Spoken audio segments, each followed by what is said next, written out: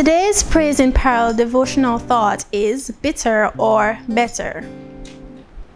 Consider it pure joy, my brothers and sisters, whenever you face trials of many kinds, because you know that the testing of your faith produces perseverance. This devotional is based on James 1, verse 2 to 3. The Christian journey is one that is filled with many trials.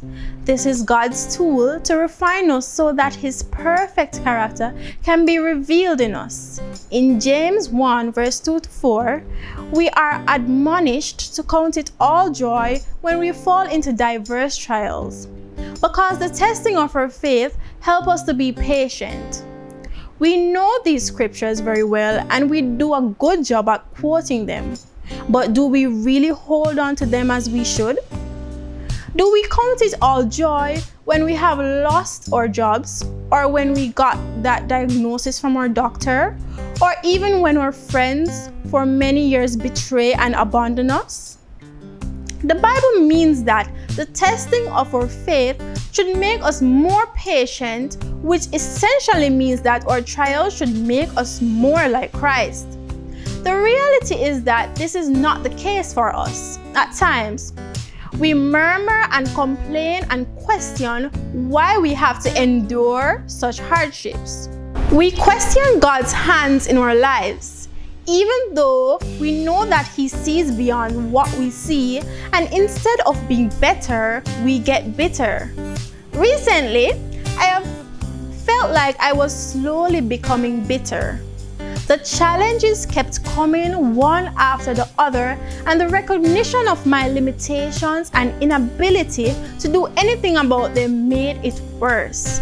I didn't count it all joy because in the moment I didn't see anything joyful about what was before me.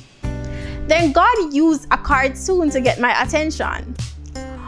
On one of my lowest days, I came across a cartoon that depicted a man who looked perplexed. The words anxieties, death, worry, fear, and others surrounded him as he held both hands on his head in despair.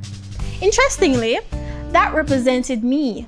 However, there were two birds perched on the window, wondering if this poor man didn't have a father like they do who takes care of him. We too find ourselves being bitter because our focus is on ourselves and our circumstances, instead of the God who wants to refine us through the trials so that His perfect character can be seen in us. Like the Israelites, we forget about God's providence in the past and the victories that we won because of His presence with us. In order for gold to be refined, it must go through the fire. We too must go through the fire trials so that we can be purified. The process of refinement is not easy, and it may be a long and painful process, but it is a necessary procedure to prepare us to be citizens of heaven. Are you facing trials? Choose to be better and not bitter. Allow God to burn the dross of sin from your life so that you can shine forth as pure gold. This was your Praise in Peril devotional thought, written by Doreen Wright Brown from the Port Maria Preparatory and High School, and I am Kristen Witter.